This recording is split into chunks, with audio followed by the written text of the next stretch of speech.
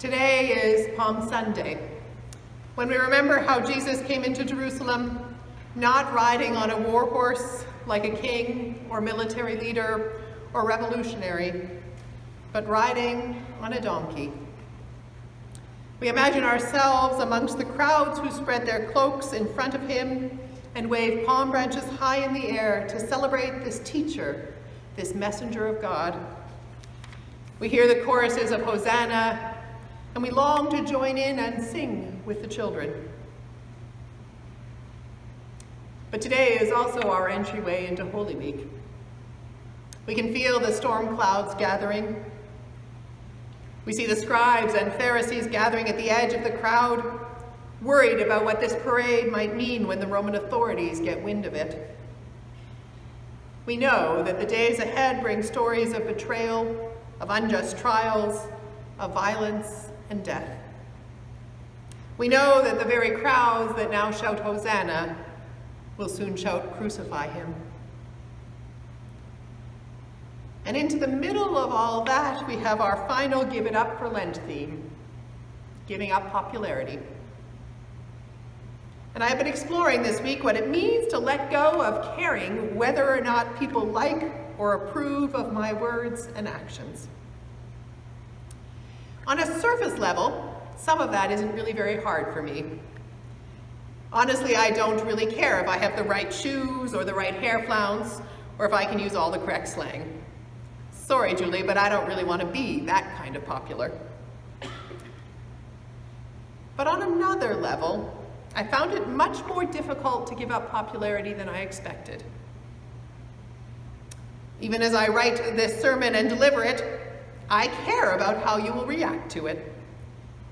I want to say something that most of you will find interesting. And while I don't mind if I'm a little challenging, I don't want to be too challenging, and I don't want any of you to be upset or angry with me. I care about your reactions. And I will feel terrible if you hate my sermon. Turns out I want to be a popular preacher. For many of us, our understanding of what it means to be popular has probably changed some since high school. Thanks be to God.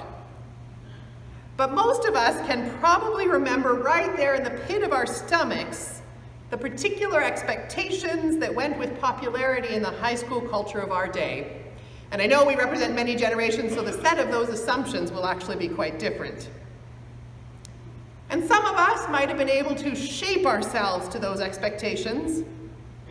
Others of us gave up and knew that we were never going to belong to the popular crowd, so we carved out some other niche for ourselves. And still others probably found themselves in what maybe is the most difficult position, in between, struggling to meet expectations and sometimes feeling like they fit in and other times feeling like they really didn't.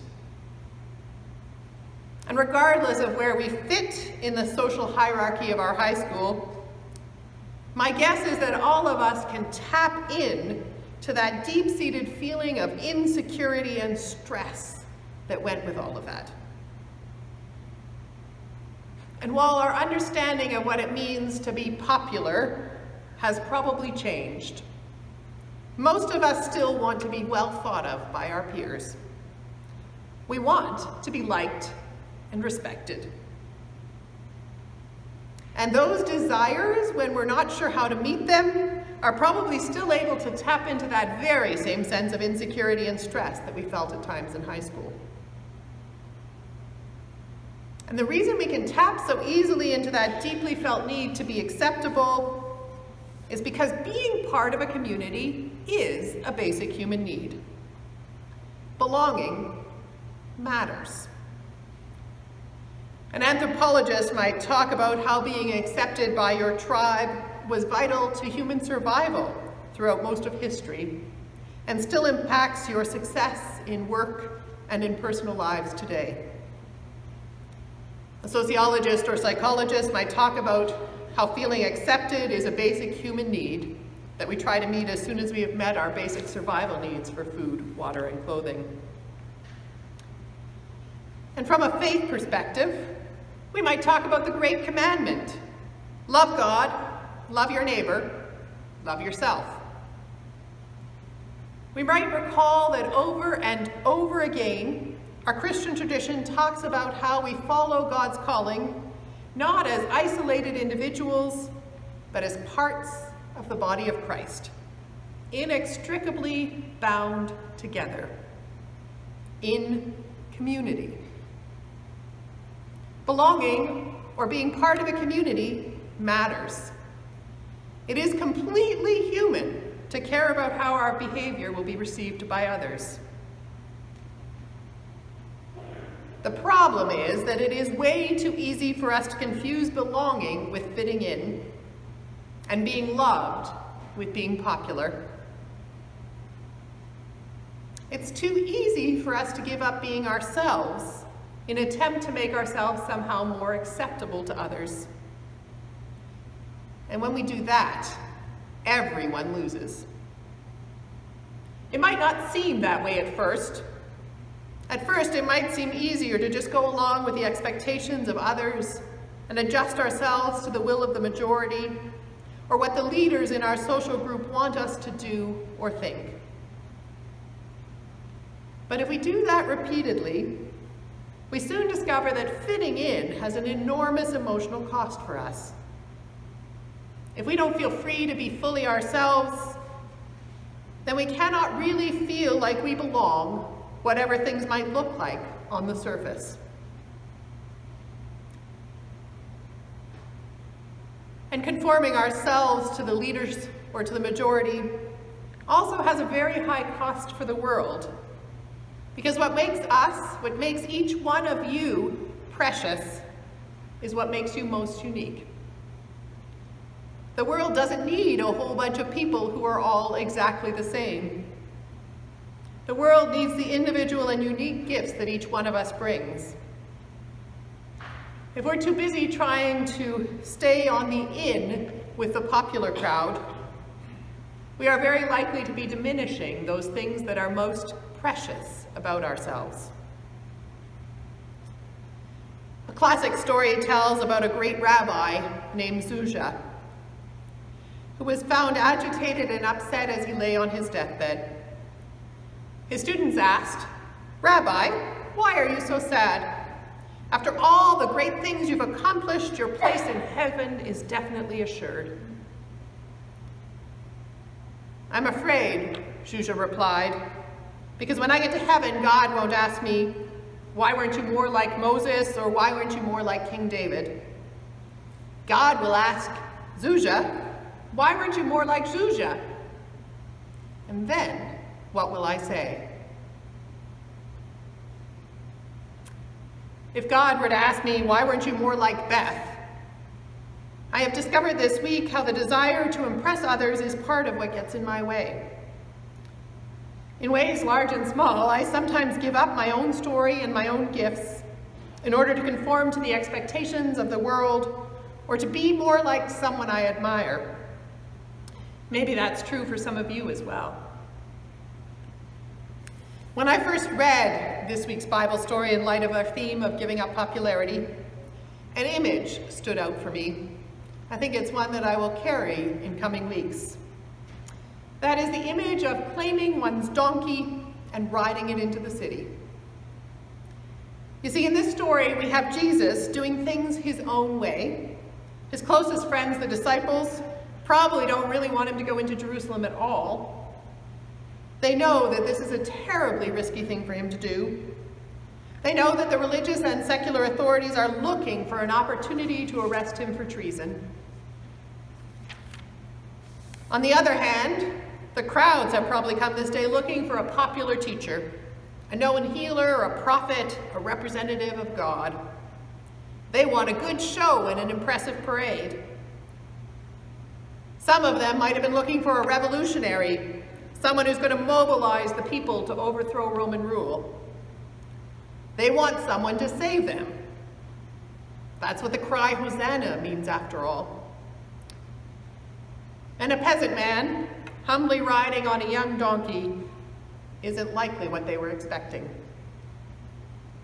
Imagine you came out to meet a great leader, a leader who was supposed to save your people, and he arrived dressed in rags in an old beat-up car.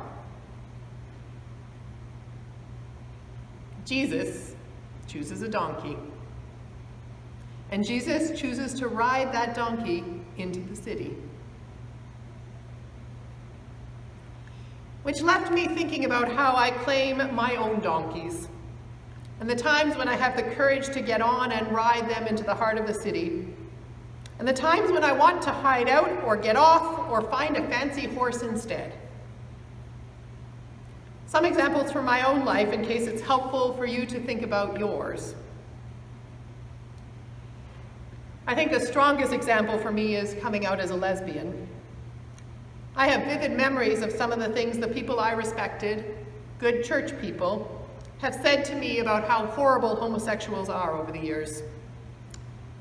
For example, before my final interview for commissioning into ministry in the church, another minister, I am sure meaning to be reassuring about the fact that I wasn't at risk of being rejected at this stage, said jokingly, "As long as you don't come out as a lesbian, you should be fine." Right. I wasn't out at that time, and they let me into ministry, as you can tell. And I really hope that no one would ever say that to a candidate today. The church is a much safer place than it used to be, and I am very invested in every child in our Sunday school never hearing the kinds of things that I heard. Yet I still feel anxiety when I find myself in situations where people don't know, and I need to tell them. Every time someone sees my wedding ring and asks what my husband does, I have a choice to make. Do I ignore or divert the question? Or do I come out and risk that they might suddenly not want to talk to me anymore? Depending on the circumstances, I've done both many times. And yes, I have had people abruptly end conversations when I do choose to tell them. So how do I claim and honor this part of me which feels natural, right, and the way it always had to be, but that I know is hard for some people to accept, makes a lot of people uncomfortable, especially when I find myself having to challenge assumptions that they've already made,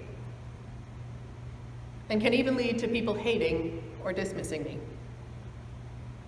How do I ride this particular donkey?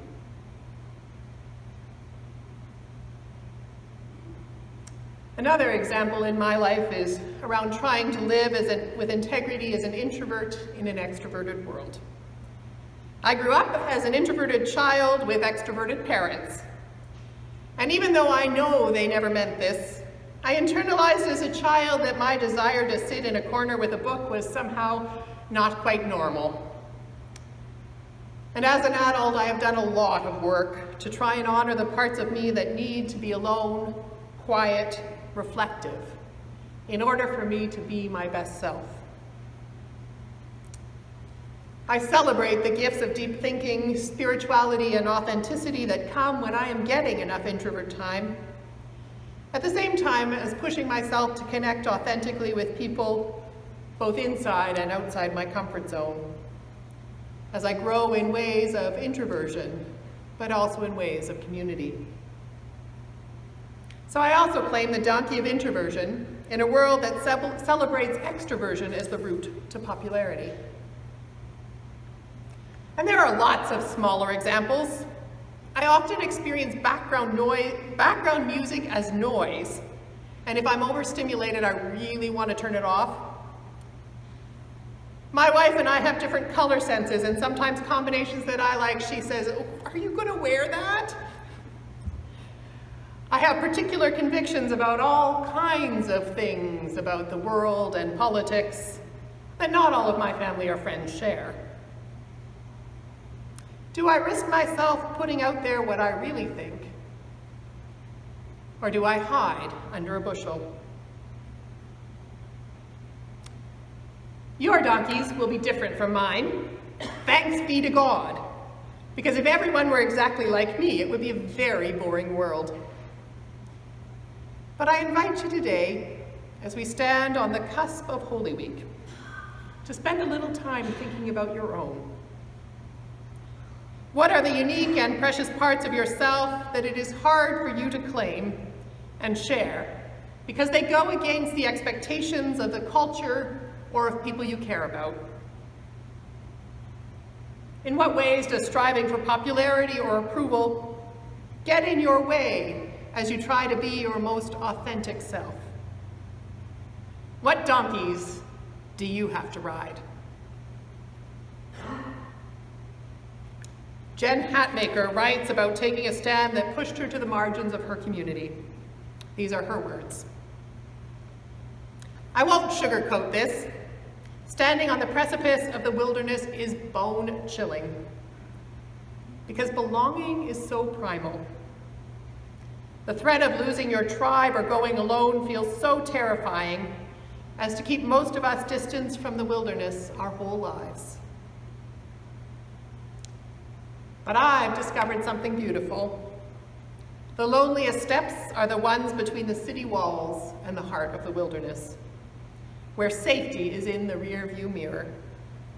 New territory remains to be seen, and the path out of the unknown seems empty. But put one foot in front of the other enough times, stay the course long enough to actually tunnel into the wilderness, and you'll be shocked how many people already live out there, thriving, dancing, creating, belonging. The walk out there is hard, but the authenticity out there is life. So this Holy Week, let us go with Jesus into the wilderness, trusting the Spirit to guide our feet, and remembering that even though the walk is hard, the authenticity out there is life. Thanks be to God. Amen.